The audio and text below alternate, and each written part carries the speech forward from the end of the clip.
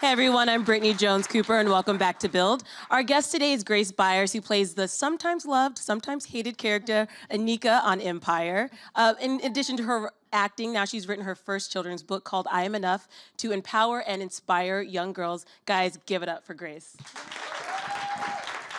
Thank you. Thank you for having me. So this is the book, and the first thing I noticed is the cute little girl in the front that looks like my niece. I know. She looks like my niece too. So what made you want to write a book? Oh gosh. Honestly, it all goes back to identity. I feel like we live in a world where there's so many companies, so many organizations that make so much money off of telling us what we need. This is what you lack, this is what you need, this is how I can fill this void, this niche for you. And they make lots of money doing it because it works, because there's some part of us that says, oh my gosh, if I just had this product or this relationship or this experience or this kind of life, that I would feel blank enough, better enough, pretty enough, skinny enough, whatever, you know what I mean? And so just looking at that mindset and looking at that ideology, I think it really dates back to when we're young. There's most of the time when you have very vulnerable conversations with people that you're very close with and they admit, hey, you know, I don't feel enough because of X, Y, Z. It always kind of dates back to some experience that they've had in their childhood where that impression was made upon them and it stayed lasting throughout their adolescent and adult years. So in my mind, you know, and I was one of those women. Yeah. I was bullied as a child as well. Being a CODA, which is a child of deaf adults, you know, I came from a family structure that not many people understood or was familiar with. And so I was picked on a lot because of it. And so just those impressions stayed with me. And I started to feel like because I was different, that maybe something was wrong with me. So it's about targeting particularly young girls, although the words are not gender specific, to say, you know, if we can create this narrative within our children and encourage this narrative, that not only will hopefully it break the vicious cycle of bullying, but that we can take this with us as we become adults in this world. So. And isn't it crazy that when you do look back on your childhood, you do sort of remember those negative things? Unfortunately, oh, yeah. It's like the first thing that pops up is like, this one person called me ugly, or this one You remember their first and last name. Yeah, you remember what everything. They look like. Oh, absolutely, because these are the things that stay with us. And so, and really, like I said, it's a vicious cycle because those who bully because they feel less than, and so they try to make other people feel less than, and then it becomes this whole. Yeah. It's a cycle, definitely. And bullying has so much been like in the forefront lately, I think, with different shows, 13 Reasons Why and all of that. So I think the timing for this is really relevant because I think a lot of people are trying to find new ways to talk to their kids and empower them and tell them that they can fight back and speak out for themselves. So you said you were bullied growing up. Yeah. And you have two deaf parents. Yes. What were some of the things that kids would say to you or do? Well, you know, I think at that age it's so difficult for children to process something different. So because it's different, they automatically think that there's something wrong with it. So it was like, you know, why does your mom talk with her hands? Why does she sound like that? Why is she so weird? You know, it was a lot of that. So it was a lot of questions that I couldn't answer as a child that was demanded of me, you know?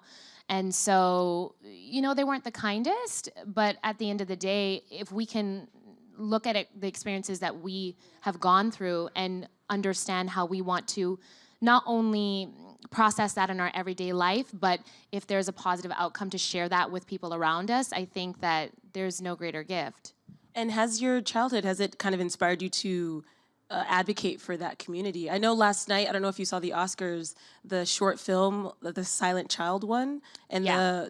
the woman who created it did her speech in sign language, and I felt like that was a very powerful moment for visibility and just to have that conversation. So have you, I mean, in your own life, are you able to advocate just for people kind of not looking at people with disabilities differently? Absolutely, and not just that. I mean, I'm definitely passionate about the deaf culture, but even more so about anybody who could be different, which is why I just love this book so much. And Keturah, who's amazing, she's, you know, this is her first book as well. When we were talking about the images we wanted in the book, it was like, Keturah, let's work together to find some images of girls who, upon looking at them, they would think that they're different, right? So, you know, girls who read books all the time that you might call a nerd, or has glasses, or is in a wheelchair, or a little girl who's not maybe as small as all of her classmates, you know what I mean? So, and those are the pictures that we really focused on, and the images that we wanted to create, not just that, but also many different races, religions, and ethnicities, but to say, you know, anybody who could feel like they are ostracized because they are different, let's normalize that. Yeah. And so who are you hoping reads this book? Like, what little girl, what little boy in your mind are you envisioning is going to pick up Every this book? single child on the face of this earth. We all need it, and not only that, but like, you know, it's really between ages 3 and 5. That's what we call it. But I've had 17-year-olds read this book. One of the girls that's with me today, you know, she was reading the book, and she was over there. She was like real quiet, just reading it, and I was like, "What do you think? Do you like it?" And she had like tears in her eyes. She was like, "Girl, this book." She was like, "This is for kids," because we need this even as adults. So my dream is that parents will read this book with their children, that students will get to read this with their teachers, that we can read it together so that we can always remember the messages of this, because I feel like this is timeless. I feel like this is ageless. So honestly, I mean, every little kid, but every person, it really is just a book of positive affirmations. Yeah. So anybody can like definitely benefit from it. Yeah. And what was the process like for you writing it? Are you a writer? Is that something No, you've done? I'm not a writer. But what's so interesting is that although I'm not a writer per se, I feel like we all have something to say. We all have a story, and we all, our voice is valid, every single one of us. And so I had to put aside in my mind, oh, Grace, you're not an author, you're not a writer. I didn't want to speak to myself like that, because the reality of it is that why do we go through the things that we go through if it's not to share and help with someone else, right? And it's not to say that we have to share the most personal parts of our lives with people, but you'll never understand just how much of an impact that you have until you really start to have vulnerable conversations with somebody that goes, oh my gosh, me too, I went through that too. And then all of a sudden the experience becomes a normalized, deeper connection with another human being that feels that much less alone. And so that's the conversation I had with myself before writing this. But so thinking of it, I was really thinking of the words that I wanted to tell my 8-year-old self, to be like, you know, Grace, at that day and age, what would you have wanted to read? What images would you have wanted to see? And so, you know, I actually thought about it for months. So I actually just sat and thought about it. I started writing, like, nah. And then one morning I woke up and I really feel like, I feel like God was in the room with me. And I literally wrote this in 40 minutes. I was just like, and it just came out like in the most divine way. And I was just like, when I was done, I just stared at in awe, like, oh my gosh, like I really feel like this is super powerful. And I feel like God was with me through everything. And what you're reading now is the first and only draft. Really? No one edited it. No heavy edits. Nothing. That's amazing. Nothing. That yeah. is like no writer's- pressure. Yeah, I was like, that is No pressure for the second book, but God. I would love to have a bolt of lightning. I'm always trying to write, and I'm like, I can't do this. No, it's not easy. So it's one of those things where it's like when you read it, the message is so simple, and the thoughts are like, you'd be like, yes, of course I'd pair these thoughts together. But when you're writing from scratch, it's not it's not easy at all, yeah. And take me through the process of putting this little girl on the cover. I was just talking backstage, you know, when I was growing up, there were a lot fewer books with little girls of color. And I actually have this book called Honey, I Love, and it has a little girl that looks like this on the cover. Yes. And it's just like a book of poems, and they're very empowering. And I still, to this day, have that book in my apartment because it meant so much to me. Wow. To have. So how important was that to you to make it inclusive and to show different faces? And like in the book you said there's every race. I mean, so it is very inclusive. Yes. How important was that for you? Oh, extremely, because I'm mixed. You know what I mean? So I remember I'm originally from the Cayman Islands, and so, you know, my mom's Black, my dad is white, and when I moved to America, that was huge for me because a lot of people really demanded of me the answer to what my race was. Well, like, what are you? And I'm like, I'm mixed, and they're like, nah, but really, what are you? That's such an American thing too. Well, maybe because culturally, right? But I feel like colorism is throughout the rest of the world as well. But based on American history, it's very prominent here. But I think just the idea behind somebody, and granted, I was 18, so you're talking about a bunch of other 18-year-olds. But I think it goes back to the idea that when we can, the greater idea that when we feel like we can label someone, then we can control how we perceive that person. And so whenever we feel like we have to answer to somebody when it comes to who we are, I think that that's when we begin to put ourselves in a box, right? So having that idea of diversity throughout the book was so important to me, because I tell you, when you look through that book, there are a lot of ethnicities you're like, yep, I know. And then there's some you're like, I have no idea what this little girl is.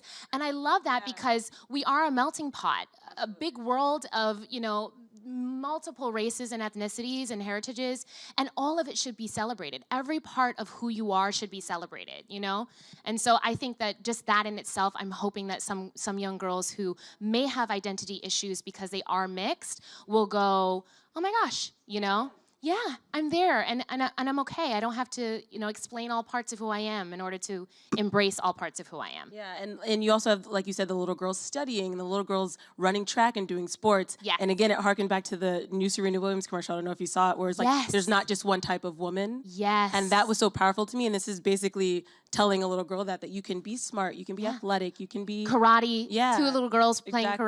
karate, doing double dutch, like all of it. Which feels so simple, but it is still a message that is not represented, I think, enough. I agree. Yeah. I agree. So were you writing this as you were shooting Empire?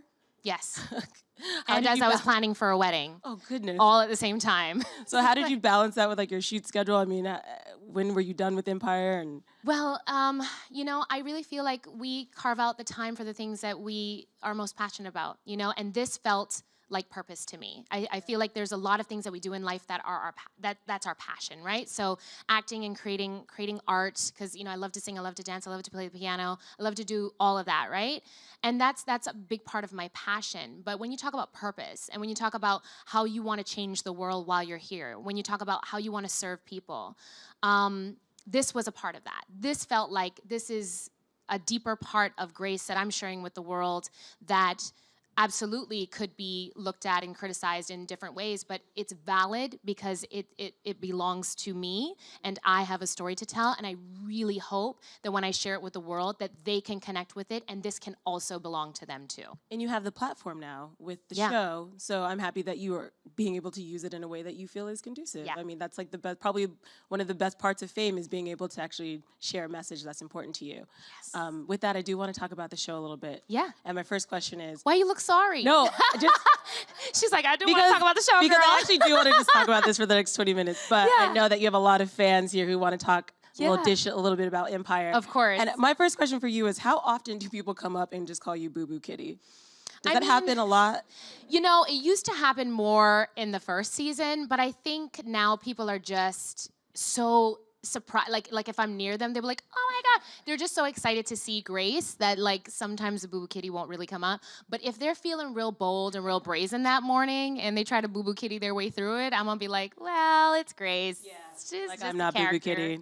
Yeah. I'm not Boo Boo Kitty for no one. For no one. Right. Okay. So your character, I mean, this is a primetime soap opera, right? She has gone through it. She's killed somebody. She's in a Right. custody battle. She's Right. been in prison. Right. So how fun is it to dig into that character and do all this crazy stuff that hopefully you're not doing in real life? No. Oh my gosh, no.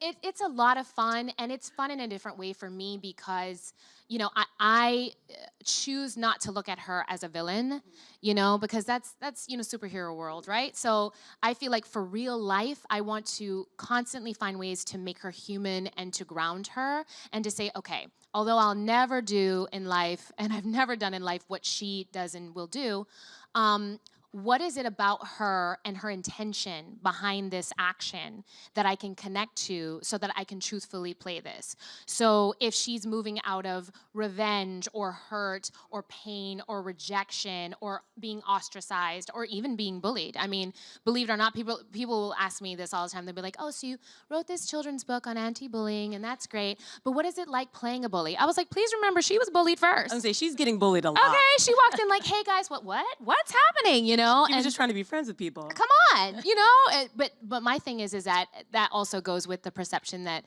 people have when they're kind of caught up in the whole moment and they're not really, taking the moments to really kind of process these characters. But that's how I look at her with every scene. So it's about to say, okay, what is a human baser instinct that is driving her in this moment, and how can I connect to that, and how can I make that humane, and then how can I play that? So it's fun for me in that way. That said, what is one thing that she's done where you read it and you're like, guys, come on? Pushing down the stairs. I was like, guys, really? Pushing a pregnant woman down the stairs? And you know what's so funny is when we actually shot that scene, I couldn't really do it. Like literally, because it was a stunt double who was doing it, right? And so all I needed to do was just kind of give her one good shove. And she was like, just give me a real good shove and I will go downstairs. And every time I did it, I was like, y'all not recording me, right? Because every time I did it, I literally did this. I went, and like watched her the whole time. I was like, are you okay? And they're like, Grace, stop talking. And I'm like, are you fine? You know, it bothered me so much, you know, but one of those things. That's like a nightmare. I know. Yeah, that would be really difficult. I know. And the cast, I love the cast. You've got to share. Are there any just like outrageous moments on set, or like what is the vibe like? Well, you know, it's real chill. Yeah. It's very funny, depending on, you know, it depends on the energy. Everyone rolls with the energy, right? So some days you come in and, you know, it's been a really long week, and so everyone's just real chill, like, hey, guys, how's it going? We're just going to do our job. And then some days it's like really hyped, like, hey, we're about to have a good day today. You know what I mean? So it depends on who you're working with and what day it is. But recently I'm working with Alfre Woodard.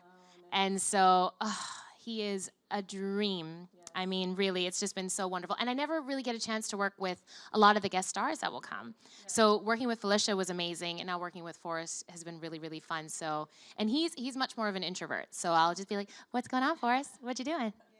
Try to get him out of that. And speaking of guest stars, you have Demi Moore, who's going to be on the next season, and then Alfre Woodard, right, is playing the mom. Yes. And I know there's a lot of black moms in Hollywood, but Alfre Woodard is my black mom of Hollywood because of Love and Basketball. Right. So how So how exciting is it to have sort of these new people in to play with every once in a while? So exciting, but I'm not playing with her. Right. I want to play with her, but I'm not. But I mean, it's really exciting to see her there and to like run up to her and be like, Queen Mother, and run off, you know? So I love her so much. One person that you do get to work with and live with is your husband. Yes. Who so you met him on the show. Yes. And what is that like, that dynamic? I would imagine you guys don't have a ton of scenes together. So is it you work separately and then you get to go home and just like talk about your day? Yeah, that's how it is most of the time. Or like we won't work on the same days at all. So I'll be off and he'll be going to work. But the scenes that we do together, they're very intense, you know, because our characters hate each other. Yeah. You know, so literally people are like, how do you? And I'm like, you know, we do, my husband and I both went to school for acting, so a lot of that training helps when it comes to the focus and the discipline and the craft itself. So it really is a big training thing. But then in addition to that, I don't think that we would have been able to do a lot of because believe it or not, like he puts his hands on me in these scenes. Yeah. Like, you know, he has to be really rough with Anika.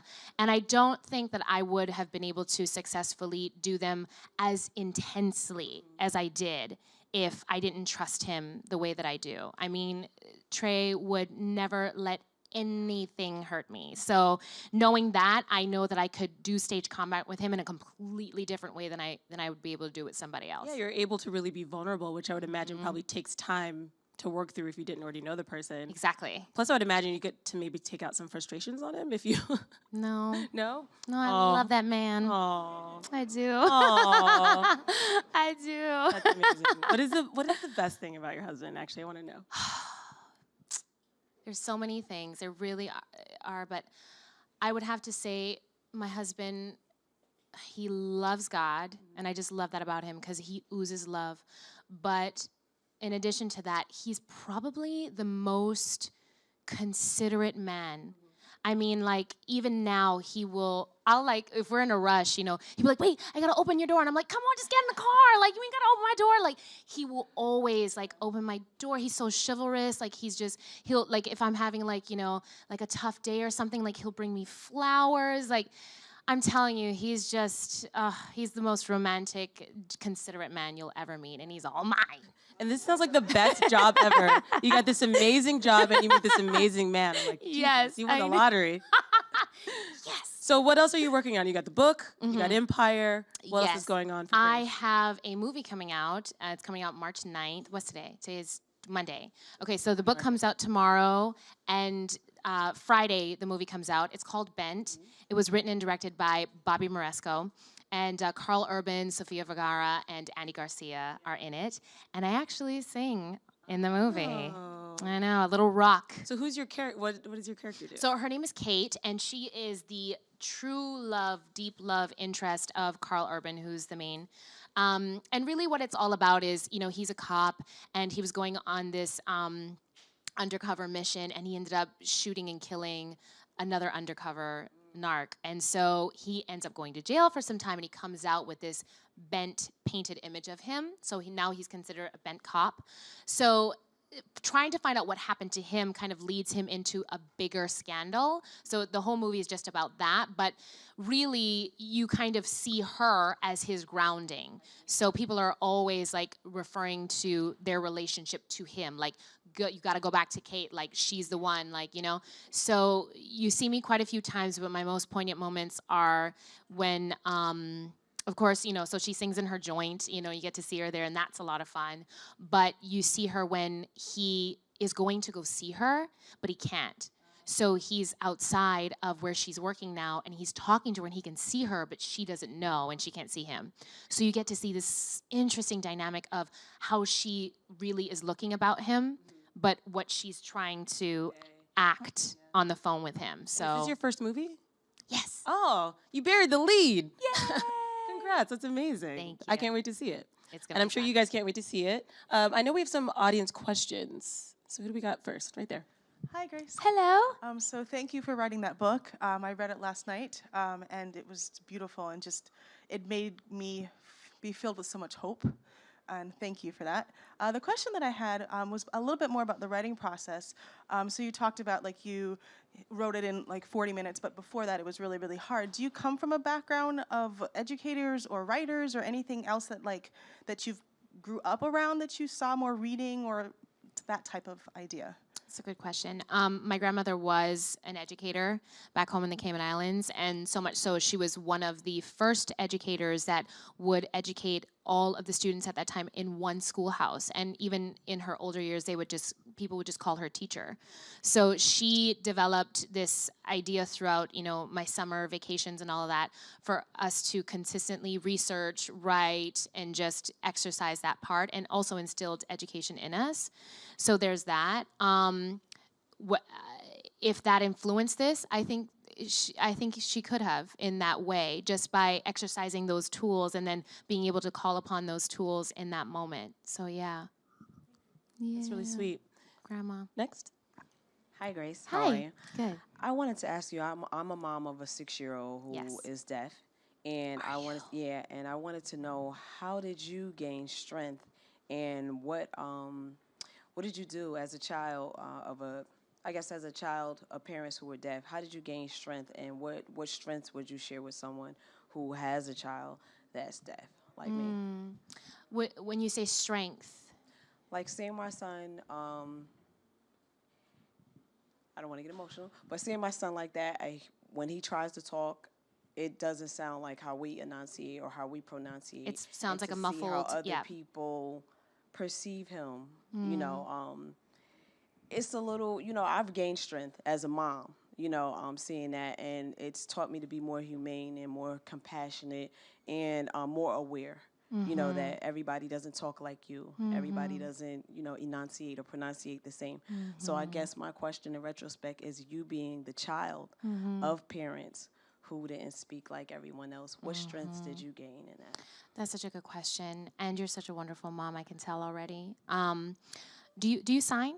I do. Okay, great. So I feel like you being able to communicate with him in the way, because really what you're introduced to now is an entirely different culture. Right. So that took me a long time to understand about my mother, is that I kept trying to assimilate her to hearing culture. But it wasn't until I got older and I actually learned about deaf culture, because really it was just being in the house with her was the culture I learned, till I understood how much they were different. So I feel like the most effective way I feel to handle this is to encourage his culture and to do things where he can feel like he's assimilating into his own culture, not that he has to assimilate into our culture. And I feel like having that compromise is really wonderful because there are ways that he can be present in the hearing culture and connect with hearing people without having to change who he is.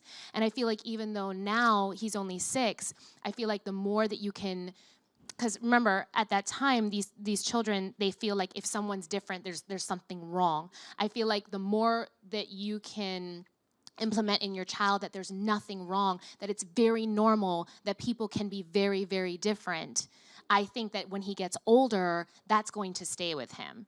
And he's going to remember that. I really, really do. So it's about celebrating his differences and saying, yes, there is difference here, but it doesn't mean one's better than the other. It just means that you're different and they're different and we're all worthy and we're all valuable. Yeah. And he's not just his hearing loss, right? He's That's so right. much more. And we're which all is enough. I'm enough, yeah. So that's a really beautiful message.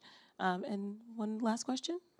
Hi, Grace. Hi. I wanted to know, throughout your journey, what has been some of the biggest struggles that you faced getting to this point that you're at right now? And being on a show that's so loved like Empire, how has that role impacted your life? Oh, that's a loaded question. The biggest... I would have to say that being bullied was definitely one of them. And you know, having to understand that deaf culture was huge for me because for a very long time, you know, I felt different. I felt like something was wrong with me. In addition to that, I've also endured, I don't know what it is with me in cars, man, but I've been in some serious car accidents like that have really almost claimed my life. And so I feel like there have been a lot of circumstances in my life that, yes, I could have looked at them and said, wow, why me? But instead I chose to go, okay, I'm still here. So after enduring these things, what is it about my life that I can do to help serve others? And then the second part of your question was, how did Empire impact my life? Well, it changed my life overnight. I definitely went from being anonymous to everyone knowing me. And so that was huge for me being from the islands and really prizing my anonymity. But then when I got to a point, because first I was very resentful with that. I was like, stop, I don't want to wear makeup when I go out. I just want to buy a banana. Can I buy a banana? You know, it was like that. But then when I stopped looking at it like, why does everyone want to bother me 24/7, and more of how can I use this gift of being public to serving other people around me? I had to kind of submit myself to my purpose and say, okay, God, you made this happen. So how can I show your love through me and through my forum? And so that's how I look at it now. And so even though it has changed my life in a lot of physical ways, I think that's the biggest way it's changed my life, is that it's aligned me with my purpose. Yeah. And Empire gave us this book. Yes. Which is available tomorrow. There you go. And Grace, it was so great meeting with you, and good luck with everything you have going on. It's been really great to you. watch your career blossom. Thank you. Guys, give it up for Grace. Thank you.